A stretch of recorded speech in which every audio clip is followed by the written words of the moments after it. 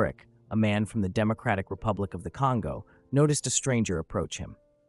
"Excuse me, do you have a phone charger I could borrow?" "My battery is dead," the man asked, holding up his phone, a hint of desperation in his eyes. Eric, always prepared, smiled and handed over one of the two chargers he had in his bag. "Sure, I've got an extra one. Go ahead."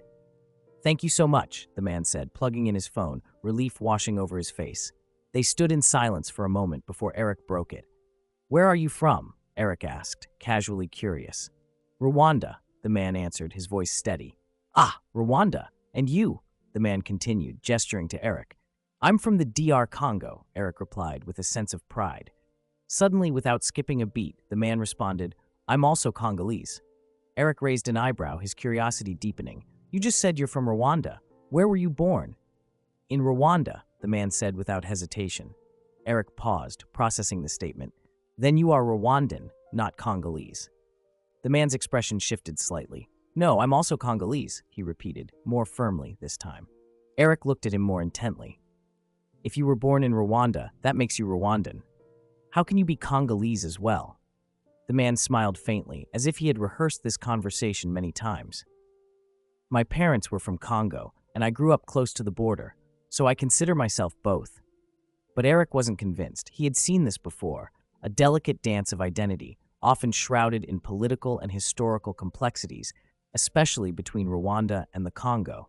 He knew the tension well, the way some Rwandans, due to their country's past conflicts and migration patterns, would claim Congolese nationality when it was convenient. "You're Rwandan," Eric insisted, this time with a firmer tone. "You may feel connected to Congo, but that doesn't make you Congolese." The man's smile faltered, and his eyes dropped briefly to the floor. He seemed tired, as though this conversation had taken place 100 times before, with 100 different people. "I am both," he murmured, but with less conviction. Just as the tension was about to thicken, the announcement for boarding their flight broke through the moment. The call for passengers to Seattle filled the air. Eric grabbed his bag and looked at the man, now disconnected from the argument. He pulled out his second charger from his bag and handed it to the man. "Keep it, I've got another." The man smiled, a strange mix of gratitude and something else Eric couldn't quite place. "Thank you," he said quietly. As Eric walked towards the gate, he glanced back briefly. The man stood there, still holding the charger, staring into the distance, as though caught between two lands, two identities, neither fully one nor the other.